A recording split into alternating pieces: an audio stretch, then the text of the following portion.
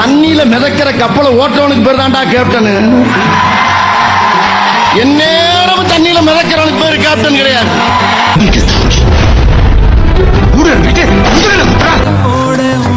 அண்ணன் இல்லம்மா.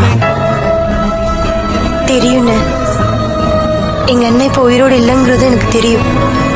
உங்களை நான் தொட்டோன்னே புரிஞ்சுக்கிட்டேன், நீங்க அண்ணன் இல்லைன்னு.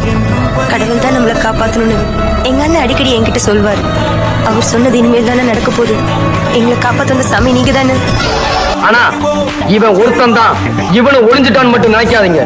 எனக்கு பின்னால விஜய் புரட்சி தலைவர்னா அது ஒருத்தர் தான்.